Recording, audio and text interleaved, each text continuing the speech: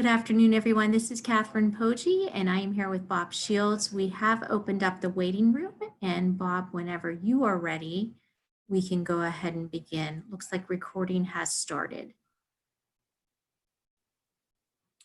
All right, thank you very much, Dr. Poggi. My name is Bob Shields. We are here for the Patent Behavior Bite coffee break. We're going to be discussing how we can provide multiple entry points for our learners with the use of manipulatives. Hopefully that will help increase engagement and decrease discipline issues. So with that, we want to be prompt and go ahead and get started. Patent's mission, Patent Pennsylvania Training and Technical Assistance Network. We are supporting the Bureau of Special Education, and we are trying to build capacity of local ELAs who serve students that receive special education. And as always, we are working to strive toward the commitment to the least restrictive environment for all learners. With regard to how we'll engage today in this webinar, you are muted as you enter. We have the chat box is absolutely accessible. We appreciate and welcome all questions and comments. This is being recorded and it will be saved and shared for a later date.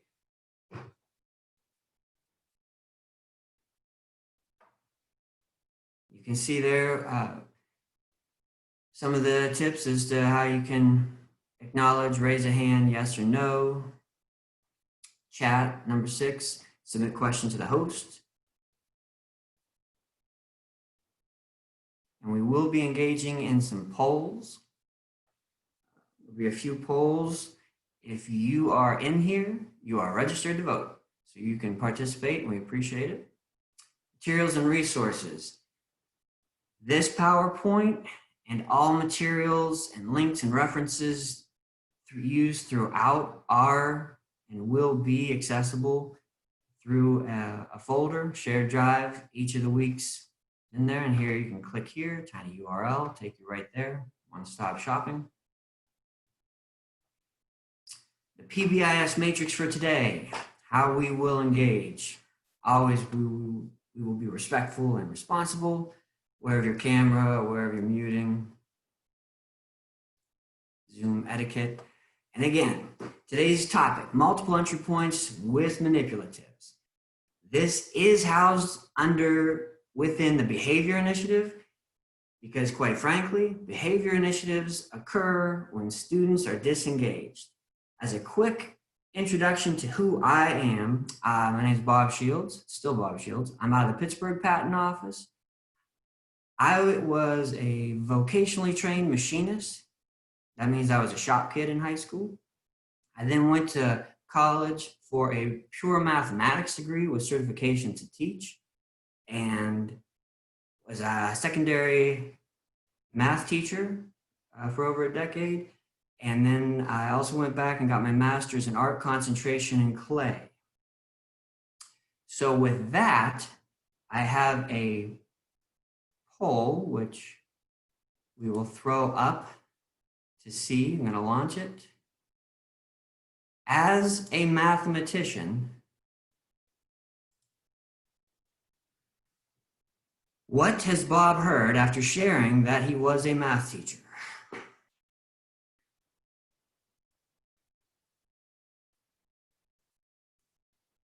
Quick click. Which one do you think I've heard?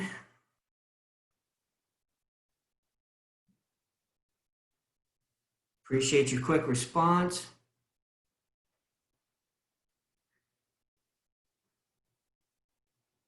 A couple people still registering, give you a 5-second warning.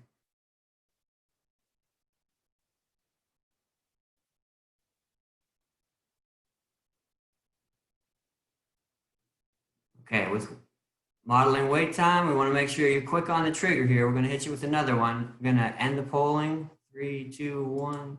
And then I'm going to share the results. The fact is, I've heard absolutely every one of those. I actually had a superintendent physically move away from me as he said, "Oh, you're one of those brainy types. I've had numerous people say, I always hated math. You know, and then of course, yes, people have looked at me and said, they let you teach kids?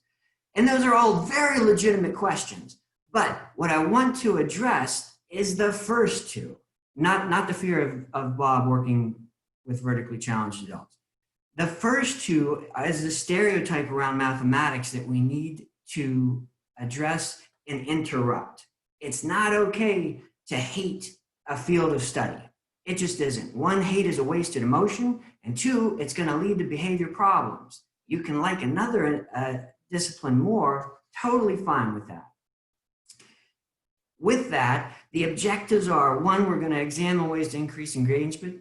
Two, we're going to connect best practices with better outcomes.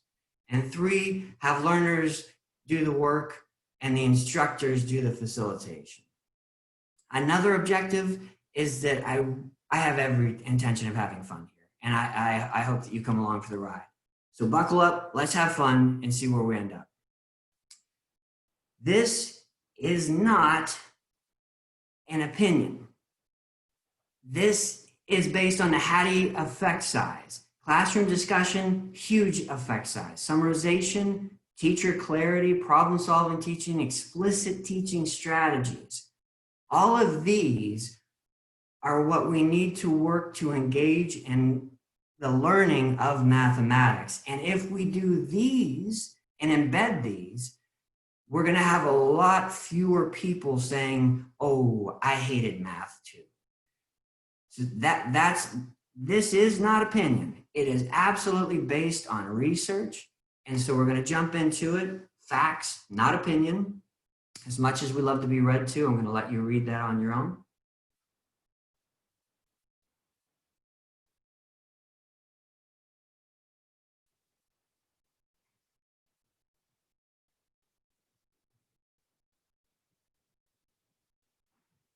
And with that, again, citing where that came from, and we're going to address this. What are we talking about? Multiple representations, algorithm, quote unquote, seeing. This is going to get to the heart of it as to what we're trying to do here. And if we think about how we've learned other things from the cradle to the grave, manipulatives increase engagement, acquisition, retention, and extension. In the younger grades, we use those awesome dancing bears, Unifix cubes. When we're learning to tie our shoes, they have those awesome, huge mats that simulate laces. That's what we work with, a manipulative that we get understanding, we get mastery, then we can scale it down to a smaller lace on smaller shoes. Today, we're going to work with some of these things that we're talking about. CPR trainings. When you actually have the mannequin that you're pressing and it simulates and replicates the feeling of pressing on someone's chest and rib cage, that's essential. Anatomy dissection labs, again, hands-on is the way we're going to do things. It is absolutely the best way to roll with it. And again, it'll help increase engagement, decrease discipline. Hope you guys are ready. Poll number 2. 2 questions. Have you heard of CRA? Yes or no? Have you attended a CRA training? Yes or no? Okay, you guys are getting faster and I really appreciate it.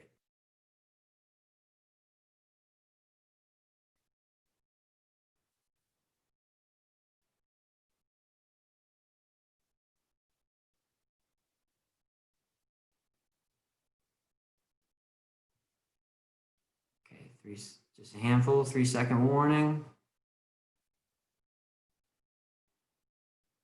Okay, we're doing really well. There's a few conscientious objectors.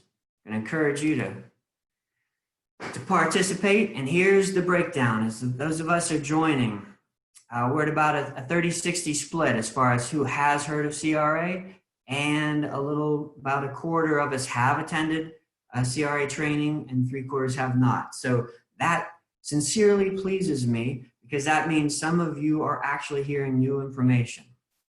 Okay, that which is traditionally why we come to these things. Learn something new. So what is CRA? CRA, chips and algebra tile and pattern blocks, oh my. Time to be funny, I'm here to have a good time. Teaching the manipulatives. The CRA, I'm going to jump out of here in a second and go to a camera. We're going to engage and use some manipulatives in a moment. But CRA, the C stands for concrete. That means I can touch it. I can hold it. It is the bear. It is the Unifix cube. It is the CPR mannequin. That is a concrete manipulative. Representation, I'm going to jump out of here, show you in a second. It takes a couple of clicks for me to switch between cameras. But it's so worth it. All right. So if I ask you to draw a tree, it's a staggeringly high number of people that draw this. Yes, no? And the survey says yes. Has anybody, rhetorical question, ever been walking through the woods and seen a tree that looked like that? And I surely hope not. If you have, seek medical attention immediately. There is no tree that looks like this. This is a representation of a tree. Representation, or the it represents, stands for a tree. So there's a concrete tree. We can go plant one. We can trim one. You can hug one if you like. There's a representation of one that's much more simple. Then, so we go from the concrete, that's the real tree we can see, touch, trim. The representation of a tree. And then there's this A for abstract. The abstract is when we say, well, I'm trying to solve an equation, and I'm going to let T represent the number of trees. You're good with that, aren't you? And the survey says, no, nobody's good with that. What are you talking about? Trying to get rid of that glare. This T is very abstract. Don't look now, but so is that. These are squiggly marks. That's abstract. Is that a 2? Or is it a Z? Is it 200, or are we going to the zoo? It's very abstract, and we have to own it and address this as a foreign language. So today we're going to be playing with the concrete, but we want to move along this continuum and get to the abstract. Biggest problem in mathematics, we start with the abstract, we start with an algorithm, and we say, are we all good? And nobody speaks up. So I'm going to jump back to the PowerPoint for a quick minute. Appreciate your patience while I click between. So now, teaching the manipulatives, that is the first step. If we go back to that Hattie effect size, we have to be clear and explicit. That's where we get more bang for the buck. So we have to show and teach so that they understand what we are using and what they stand for and represent. Consistency, I'll jump back and get to that in a second. I will make some observations about your curriculum, your curricular resources. There's a serious issue with regard to consistency in our language and how we address these things. And then the other thing that not all teachers, K to life, K to college, playing is learning. It absolutely can be highly effective. Playing is absolutely learning. So I want to jump into, and I'm going to get into the haves and the have-nots. I want to show you a couple of things. Share screen. We'll go right back to that for a moment. The consistency and the teaching of the manipulatives. There are some, I put these down here. Depending on your curricular resource, some call these rods, some call them longs, some call them tens. Longs and rods, this is my professional educational opinion, is worst practice. This represents 10. I do not need to give it a different name. It doesn't need to be called Snarfblatt. It doesn't need to be called Tim, and then you have to know that Tim stands for 10. Call it 10, that's what it is. This creature right here, that's a 1. It's 2 less than 3. It's very straightforward. This, and again, I know you paid a lot of money for your curricular resource, but if they are calling this flat, that hurts my mathematical feelings, because flat is two-dimensional and this is three-dimensional. It's not flat, it's a rectangular prism, and it represents 100. So I don't know, let's call it 100. And with regard to consistency, I'm going to vote we have to, K to 12, call them the same thing so that when I switch grade, when I go from grade 3 to 5 to middle school, this is a 1, that's a 10, and this is still 100. We want to teach them, these are concrete. This is the C. I can touch them, I can hold them. Now I'm going to teach you how to make them representationally. To make a representation of this 10, I'm going to just take my pencil right down there. And the representation of a 10 is a long, skinny line. I said long, but I'm not calling it a long. Don't try to trick me. It's 10. This thing, I can go around it. I am all good all day long.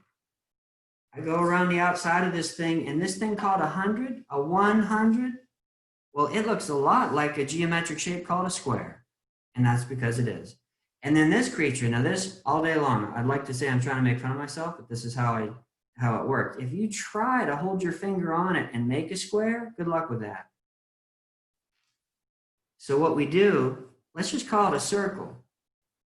We have a line for 10, a circle for a 1, and a square for a 100, so that our students who have fine motor skills, when they start doing these, they're not trying to make a big square and a smaller square and a medium. No, it's very clear. That's a square. These are lines. And then over here, these are circles. And I could make, guess what? 1, 2, 3, 4. I don't care how big you make your circle. It represents 1. No harm, no foul. A square is a 100. This represents 100, 10, 20, 30, 40, 50. 154 is what I just showed there. And this, ladies and gentlemen, brothers and sisters, that is abstract. 154 is abstract. This, I can hold this. I can count this. 100. I can count these 10s. Concrete, representational, abstract. But we have to, and again, today's training is not on CRA. It's ways that we will effectively use it to teach. And again, what I've done, budgets, those are hilarious. I know I didn't have one growing up or in the classroom. I use a sleeve. This is a 3-ring binder sleeve over top of a piece of paper, and it acts as a whiteboard so that I can then work on top of this. And I can do 3 plus 2. And I can put 3 concrete objects down, and I can add 2 more to them, and I can say, what do we get? 3 and 2, and I can count them. 1, 2, 3, 4, 5. So my answer is 1, 2, 3, 4, 5. And over here, my answer is 5. And I start making an association between this abstract squiggle and 1, 2, 3. This abstract squiggle and 1, 2, 3, 4, 5. This is where it goes. And I'm going to just quickly, we have some other things to play with. If I start with 5 of these creatures and we take away 3. Now this is an event. I was given 5. 5 coins, 5 dancing bears, 5 cookies. We love examples with food. 5 cookies. And Bob came along and ate 2. So if I ate 2, it's going to be a minus. But here's something to, when we first start, it's 5 and I take away 2 and they can physically take them away. Winner, winner. That was exciting. Then I'm going to move it to this. I'm going to have an event called 5, and I'm going to have another event called eating 2. So here's my 5, and here's my event of taking away 2. If we're talking about money, you had $500. The next event was you withdrew $200. It works in all cases. We'll keep playing with food. Here's the step where we go from that what we read earlier about the conceptual understanding. Up here, when I did 5 and literally I took 2 away, there's the mistake, the well-intentioned mistake that says, what happened to these? Well, they went away. Where'd they go? Did they get sent to the principal's office? That's very confusing. There's no mathematical property that says it goes away. There is a mathematical property that says a positive 1 and a negative 1 make a 0 or a 0 pair. these didn't go away. That makes a 0 pair. This makes another 0 pair. 0 plus 3 is 3. That's mathematically what happens. And now they actually are understanding the mathematics behind. But it takes some time. And if you'll notice what happened there was a lot of conversation. Now, because this is a webinar, I'm doing the lion's share of this conversation. If we were face to face, I would be drilling you with questions to ask what you think of this and that. So 1, the use of manipulatives. 2, also being able to go back and forth and have effective questions mapped out and planned out. With that, I'm just going to give a quick purview to some of the resources we have to teach these. We have these mats where they're filling up a 10 frame. 1, 2, 3, and we start showing what's occurring. What I put on this mat, that's 14. But we're going to teach the manipulatives by using these tools. We can actually have them understand why we carry a 1 and how that all shakes out. But CRA, you want to make sure you know where a patent training is near you. We're working to put those on with regard to the COVID pandemic online platform, but your IU TAC and other people that are trained, we're happy to work with you to do training on how to use these. You can go virtually. I'll show some resources for that. But I'm going to jump into, again, who has a budget? Nobody I know. This is called an egg carton, and these are called plastic eggs. Cheap date. The question I'm going to pose to you, what is 8 divided into 4 groups? 8 divided into 4 equal groups. And so here I can start one approach. I can use the egg carton itself, and I can start moving things around. I can put 1 in the corner, 1 in the corner, 1 in the corner. I can put 1 over here in this corner. And then I can give every corner another one, another one, another one, another one. And it looks like I've got 1, 2, 3, 4. I was able to make 4 equal groups out of that 8. So 8 broken into 4 groups got me 2. Another way to say that is 8. Not another way to say that. Another question, a popular question. It's not a zoom feature. You just raise it up in the air. 8 divided by 2 gives me 4. And I don't think anybody's going to disagree with that. But a very popular, some people call it a trick question. I'm going to respectfully disagree. Don't divide 8 by 2. What if you try to divide it by a half? How many halves are in here? That's a very different question because people think, well, you cut it in half. 8 cut in half is 4. 4 and 4. That wasn't the question. How many halves divided by a half? Here's where you can actually take the tool, and I've made halves. Now, there's going to be that lawyer in the group that says, that's not cut in half. This portion is larger than that portion. And I love that question. We can do that all day long. We can actually check the volume to us, and then we can have a conversation of bilateral symmetry. But since eggs come this way, I'm going to ask you to enter hey, Mr. Shields has a short budget and his kids are going to want these back at some point. But this gives me halves. How many halves are going on? It's so much clearer to see. We can literally take them apart. We can flip them over and count it. But how many halves are in an 8? And we can actually, don't look now, but I'm going to show off a little bit. I'm going to skip count by 2s. 2, 4, 6, 8, 10, 12, 14, 16. When I divided that whole number 8 by a fraction of 1/2, I actually got a bigger answer. I got 16 halves making up this. This is so much more clear. It's so much more clear to me. And so if it's clear to me, I'm guessing that in this, and I was a secondary math teacher, which explains a lot. That's why I'm not invited places. And I'm very thankful that people came here today virtually. But This is what helps other people that don't naturally come to it, that don't gravitate to an algorithm, understand the mathematics. It also forces the student that seems like we say we don't track, we totally track. Those high flyers, the bluebirds, whatever you want to call them, they're the high flyers. They might be able to do the long division. They might know the trick and the rules to move the decimal point, blah, blah, blah, blah, blah, blah. Can they explain the math? Can they show me and write an explanation of it? And if not, then they actually aren't that valuable.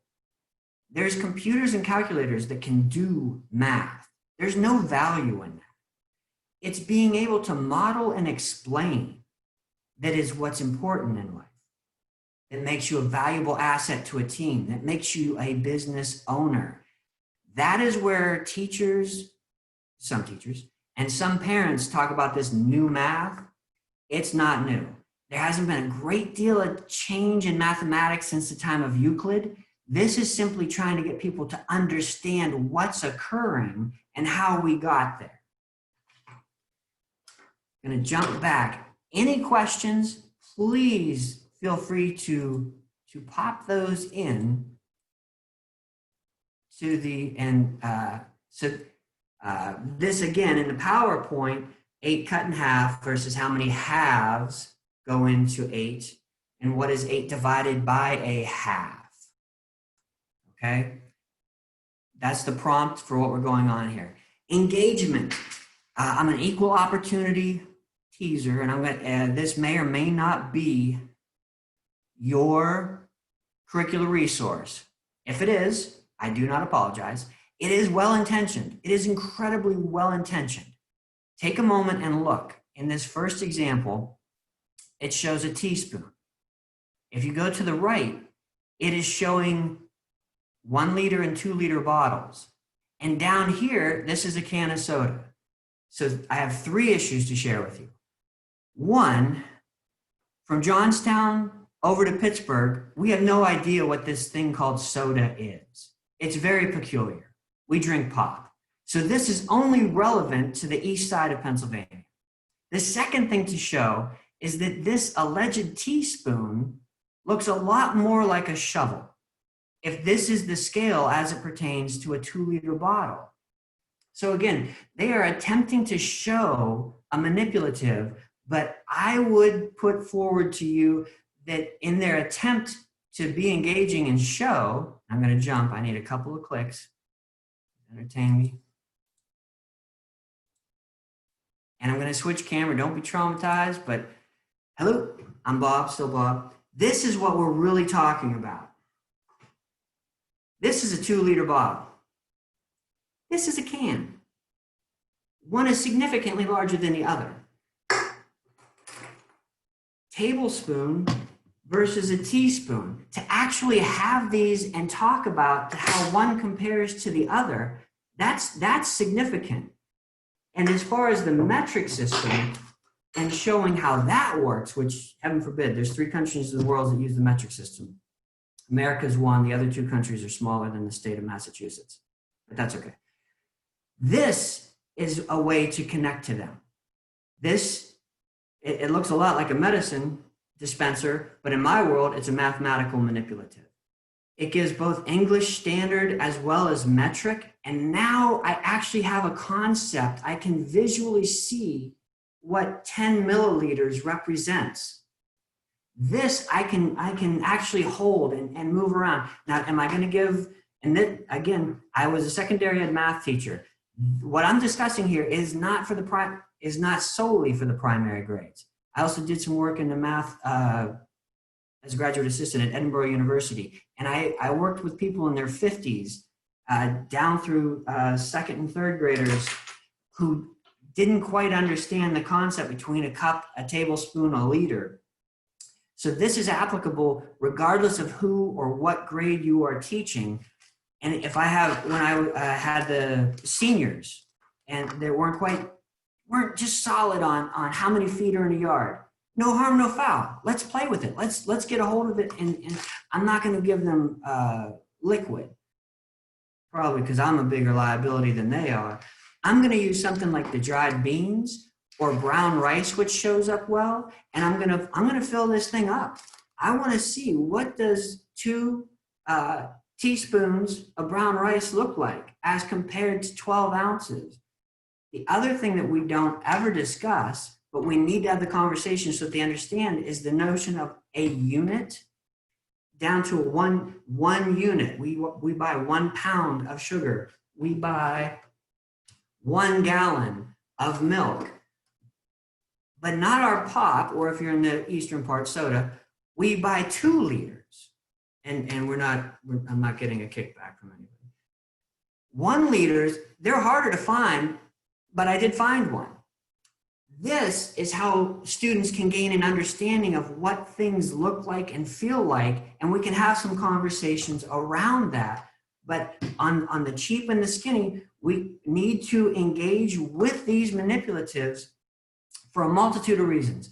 One, when I'm working with my deciblocks, when I'm talking about volume and things, and when we go to a couple of virtual sites where you can see it, the entry point as to people guessing, and again, all based on the adult in the room. The adult in the room has to ask the right questions and say, how many teaspoons do you think, teaspoons of brown rice are going to fit into my can?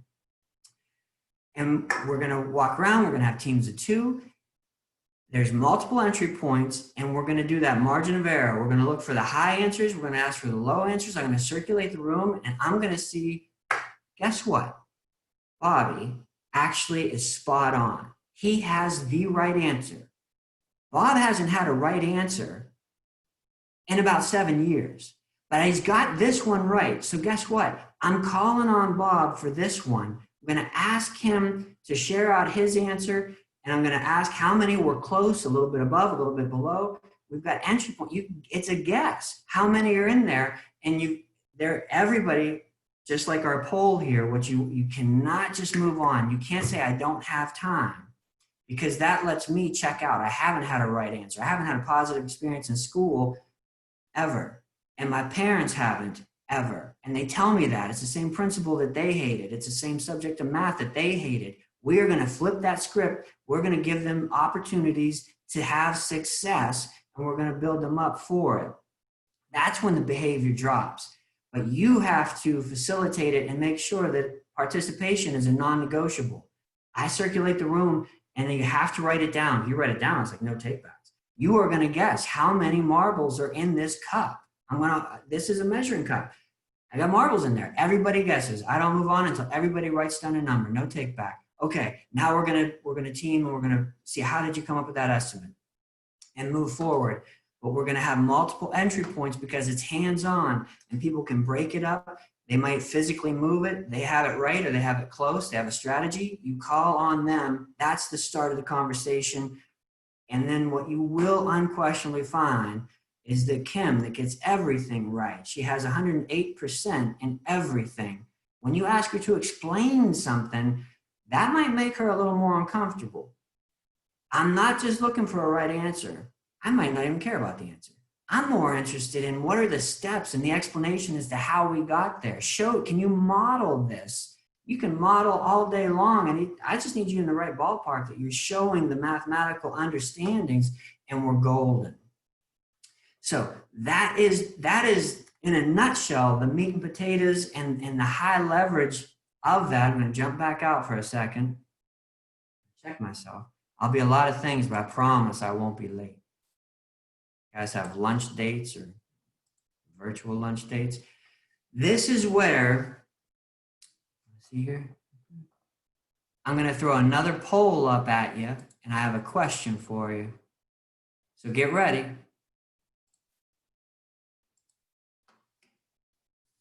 Your textbook series is your curriculum, yes or no? Where do you fall on that now? If you're still awake, if you know, everybody's registered to vote. Love those speedy figures.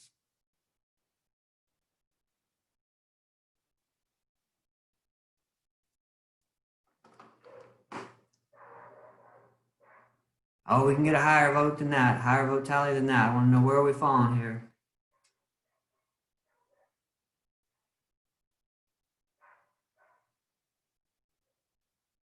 4-second warning. End it, and I'm going to share it. I like sharing. Okay, again, about a 2/3 to 1/3 split. Look at that, I'm showing off doing math. Here is this. This is my yelling voice. I get very passionate. You might have paid millions for your textbook series. It is a curricular resource. It is not, and it should not be your curriculum. Okay, so I appreciate your voting.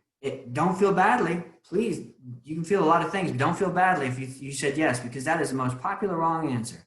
Look at this. This says chapter 15, section 2. 15 chapters in a 9-month school year. So they are flying. And if we say, look, we paid for this. We have to do all 15 chapters. I would say, well, I would ask, what might your learning targets be? What might your big ideas be for this grade that we want to drill and get down? This is a resource. I don't dislike this worksheet. I sincerely don't.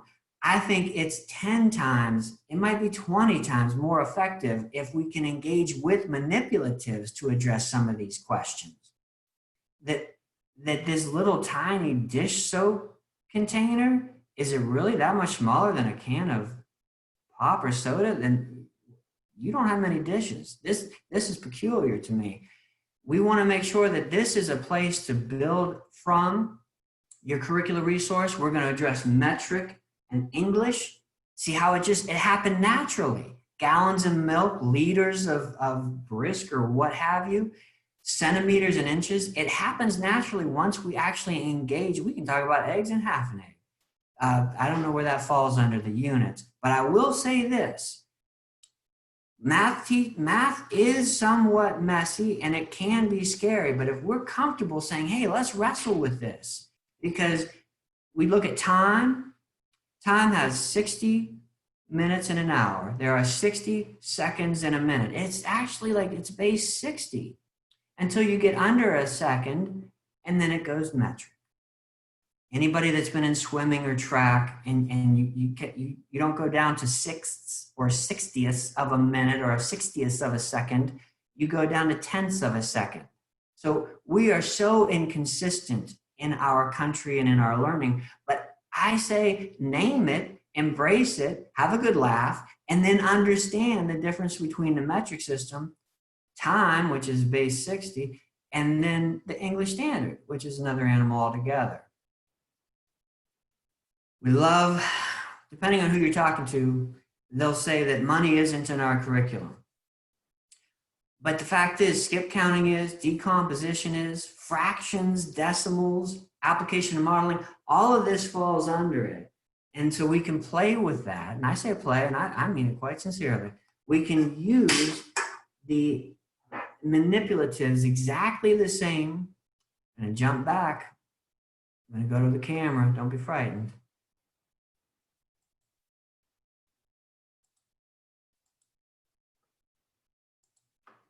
Going all right. We can actually use that same mat.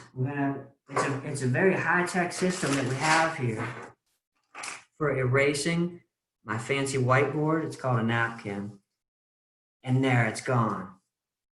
We can actually set this up where we're working with quarters and nickels and dimes. Oh my. I've got 5 and 5 going on right here.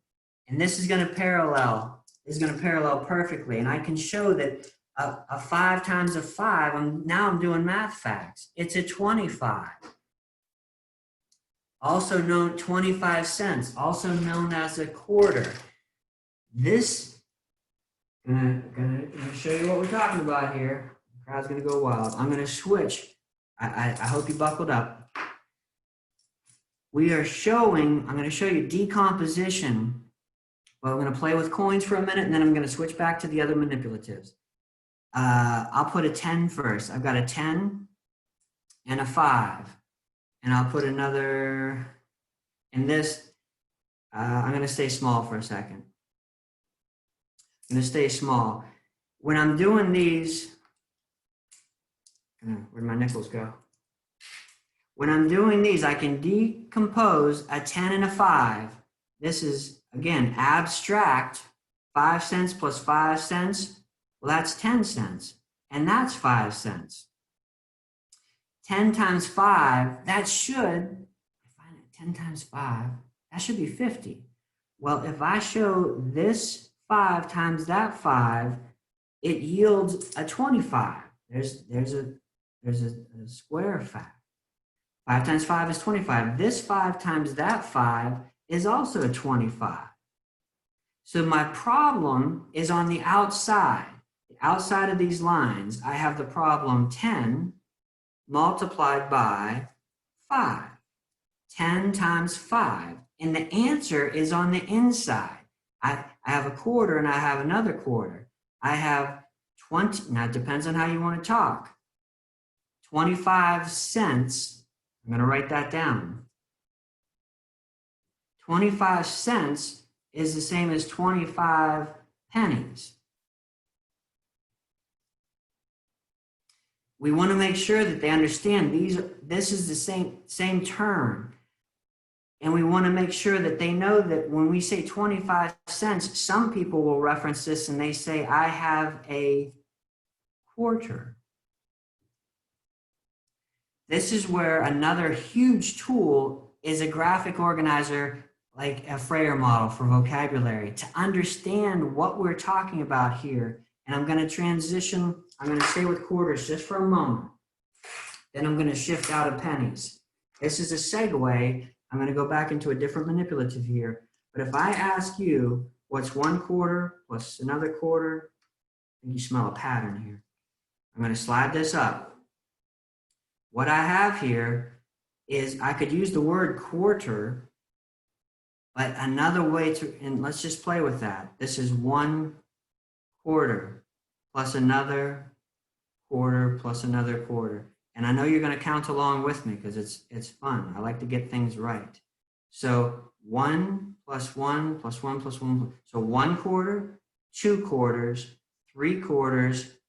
This is 4 quarters, ladies and gentlemen. And this over here, that's 5 quarters. And when you hear your students say 5 quarters, you do a happy dance and you high five them and you make sure everybody agrees.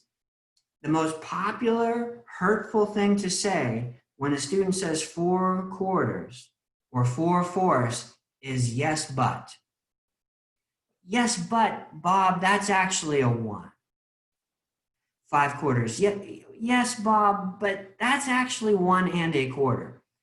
No, please stop that. It's hurtful. It's unintended to be, but it is absolutely hurtful. 4/4 is right. 4 quarters is right. We need to say, yes, that's correct. High five, move on. When it's applicable, well, I'm going to show a couple of resources here. When applicable, we are going to accept this answer and give an additional point for simplifying. I did not say reducing.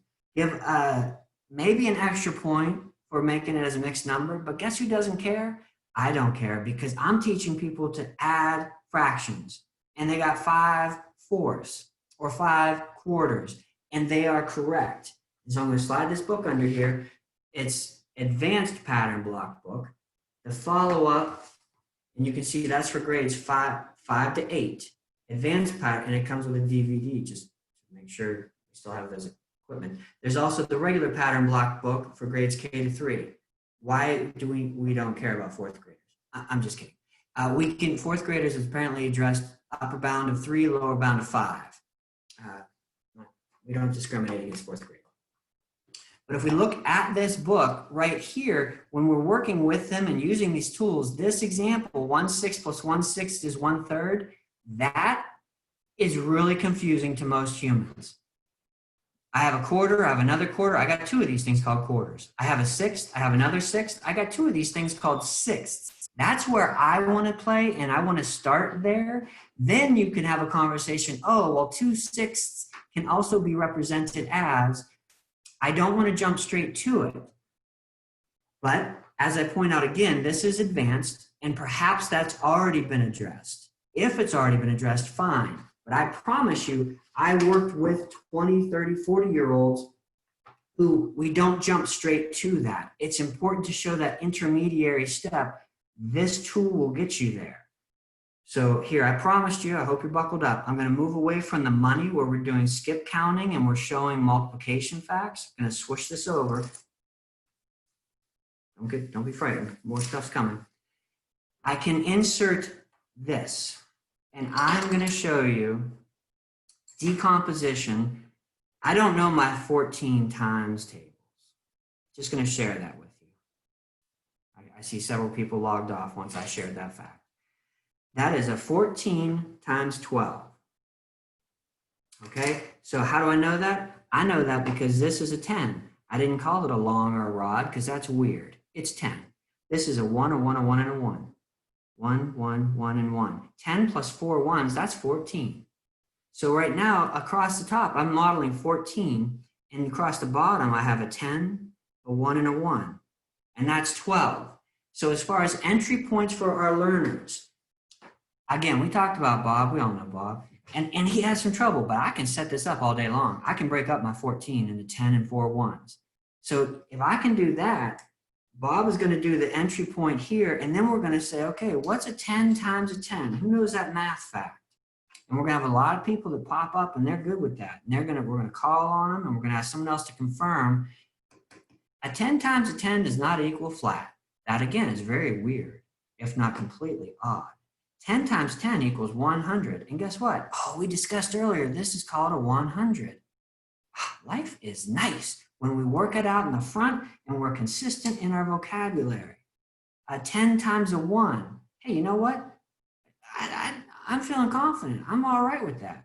I know that that's 10. 10 times 1. Ladies and gentlemen, we are in the process of modeling the distributive property.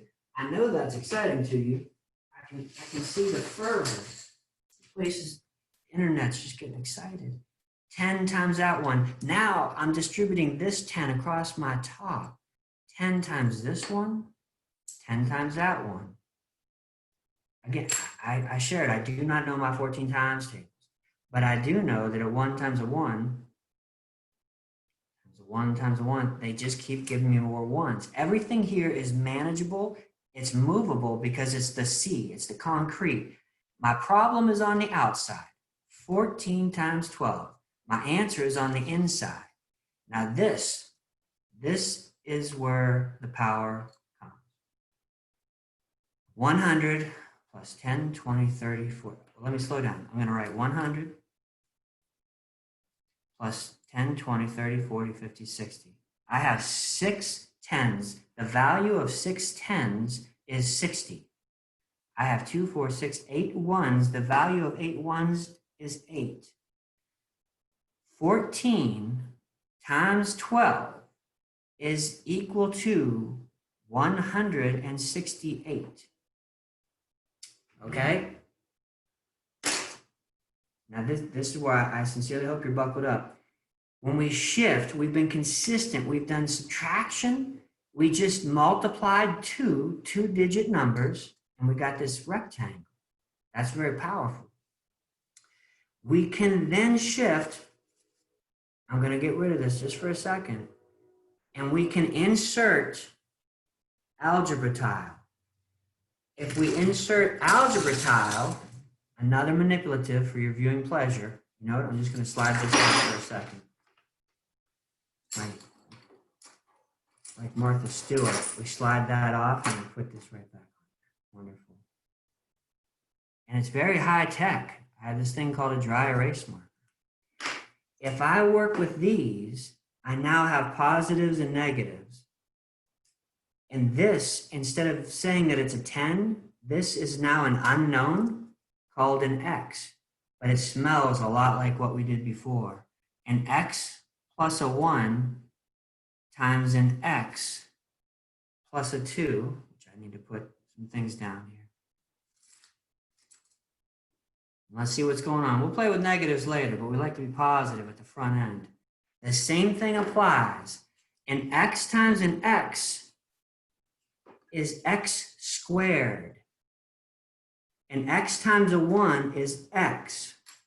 And I'm going to just quickly fly through here. I want you to see the power of using manipulatives and creating a climate where everybody has an entry point, everybody has success, everybody gets to write about it, talk about it. Here's what's going on. X squared, 1, 2, 3 of those x's, 1, 2 of those 1s. Almost everybody wants to combine those. Those are x's, these are x's. Well, hey, I'll shove them together. I'll simplify the devil out of this.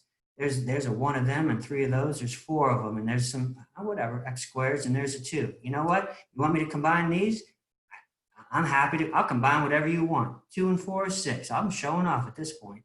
Okay, what you're showing off is that right here, you don't understand what's occurring.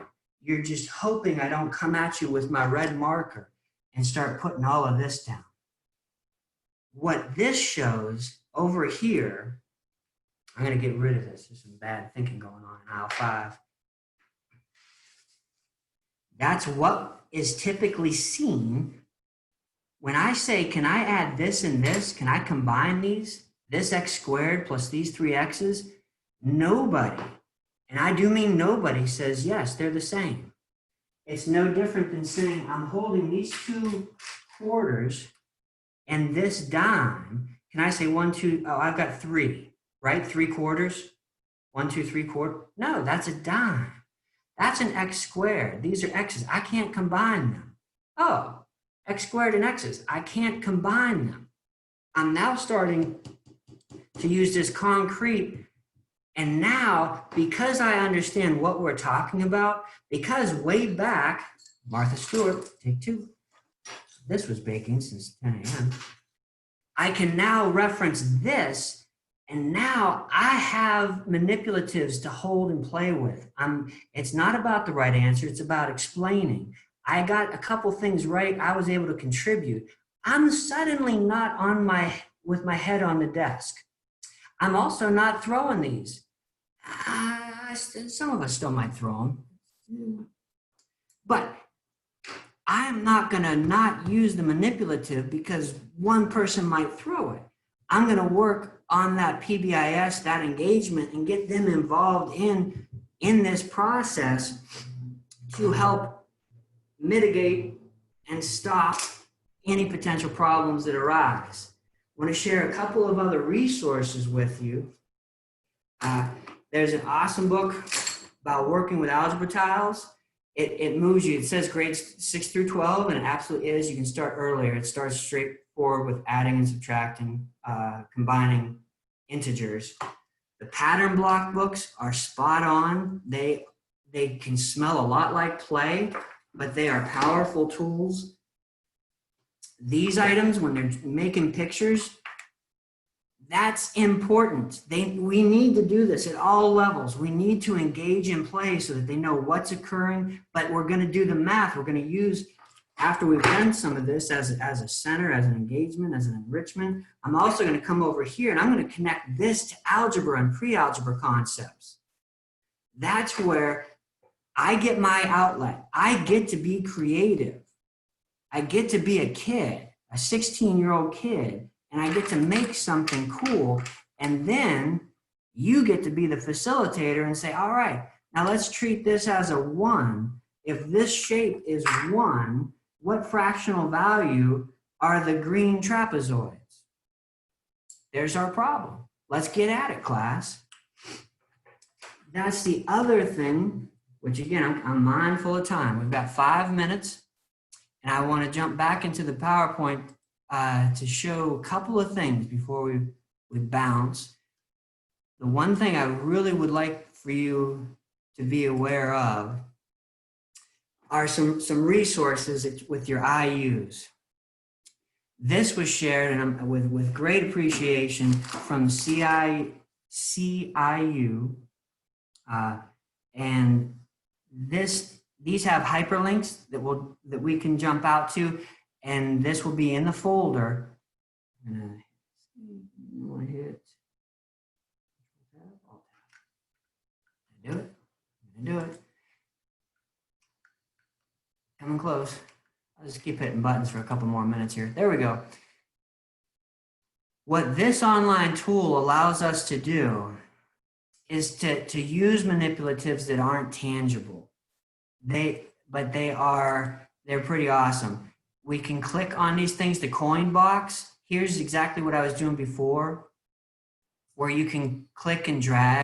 It poses the problem. Here's the problem. You've got a 10, looks a lot like a 10 frame. It's called a dime. We put these things in and shove them around and do some addition, actually moving the coins around. Okay, go back to the tool. It goes up 6 through 12, high school. And we can click on here. There's another one I had opened up, the number pieces. This is those same manipulatives, except virtual. There's my 10, there's my 100. I can pull over ones. So they could be at the smartboard. The biggest issue with smartboards and document cameras, the teacher is engaging, the teacher's having fun, the students are sitting and watching. They need to be up there taking turns, working this out, pushing things around, modeling and explaining to the class. Fraction strips, really important. What I would encourage is to actually cut them out and fold them. Have the students cut and fold them to understand, one, if I fold the piece of paper in half, the strip in half, one fold gives me how many pieces? 3 folds. I fold it in half, and then each of those, again, I have 1, 2, 3 folds gives me 1, 2, 3, 4 parts, 1/4, 1/4. Now we start having that conversation, but it's not in having them just copy it down. Note making is very different than note taking, and we need them cutting, folding, journaling about this to better access and get through. The last manipulative I'm going to show you in our last 2 minutes. We like to talk about real world problems. As a mathematician, they're really not. How many middle schoolers and high schoolers are cutting down trees or so curious about how tall that elm is? Survey says none of them. How many care about compound interest on a mortgage? No.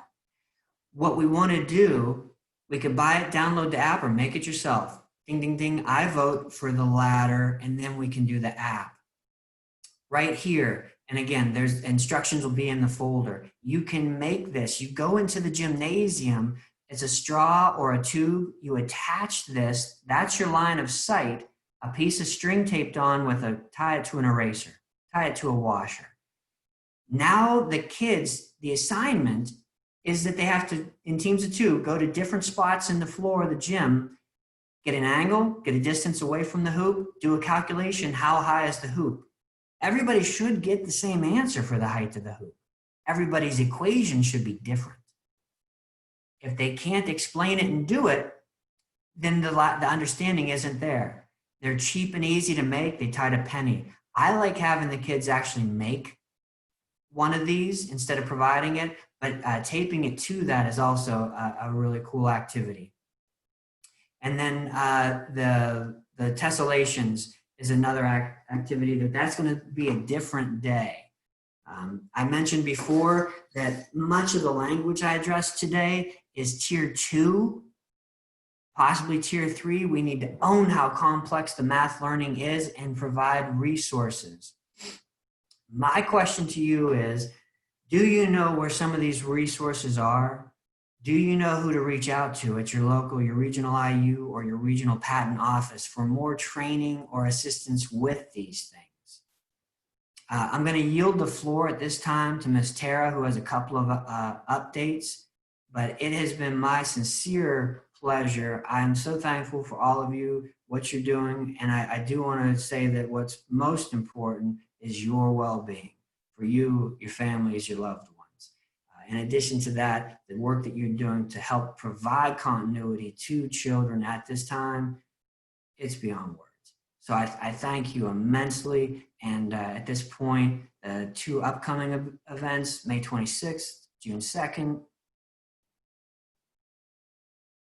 Remember, this was just a bite of behavior until we see you next time. Ms. Tara? Bob, well done. Thank you so much. It was wonderful. I just wanted to let you know that due to our folder, all of the contents of the folder were deleted last week. So we had to go ahead and re-upload everything. So if you were on last week's session with Dr. Hunter, all of the answers for the questions that we had asked, they will be up by the end of the week. They were deleted, so I have to go back into the recording and post them as document form. So I apologize for that inconvenience for you. If you look inside the chat box from today, I did provide you with a link to Patton's Math Initiative webpage where you can find all of the information about CRA. And also, if you go backwards out of that link into the main Mathematics Initiative webpage, you'll find all of the Patton Mathematics consultants there for you to notify. And Jared Campbell is the statewide lead. So if you have any questions, you don't know how to field it, he can field it for you. And that would be all. Thank you for joining us again today, and I hope you have a wonderful day.